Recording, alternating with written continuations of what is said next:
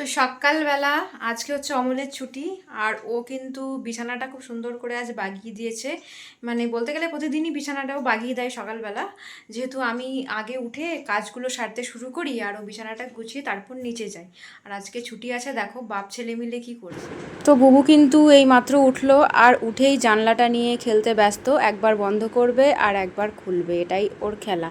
আর ওর পাপা এদিকে বসে আছে, আমি এদিকে ওকে খাওয়াবো বলে খাবারটা রেডি করছি। এই হচ্ছে ও সেরেলাক, আর বাজে হচ্ছে 9:30, তোমাদের দেখিয়ে দিলাম। এটা ওকে খাওয়াবো, কিছুতেই ছেলে খাবে না। দেখো মুখের অবস্থা, দেখো দেখো বমি পাচ্ছে, এই পাচ্ছে ওই পাচ্ছে, বাট খেতে তো হবে। আর এই সেরেলাকগুলো তো 2 বছর অবধি খাওয়ানো যায়, তারপর আর খাওয়ানো যাবে না, তাই ভুলিয়ে ভালিয়ে খাওয়াতে না খুব কষ্ট হয়। কার কার বাচ্চা আছে এরকম যে একেবারেই খেতে চায় না? আমার বাবু তো কিছুতেই খেতে চায় না।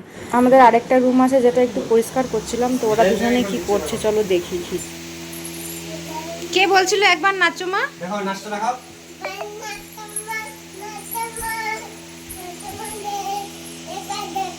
চশমাটা পরে নাও, চশমাটা পরে নাচ করো। নাচি করো, নাচি করো। একবার নাচো মা, নাচি করো। এখন বাজে সন্ধে 6:30, আর বাপের বাড়ি যাই ছুটির দিন, আমরা মানে কিছুক্ষণের জন্য হলেও যাই। তো রেডি হয়েছি আমি, এদিকে বুবু কিন্তু ঘুমাচ্ছে, এদিকে অমল চা খাবে তাই ওকে একটু চা করে দিলাম।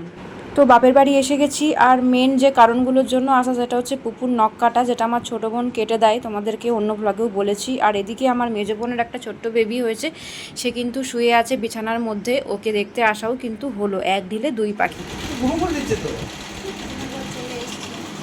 নেবে পাপা, নেবে তো? ভালো ভালো বলে হাসি হাসি করছে, ভালো বলে তো ভালো।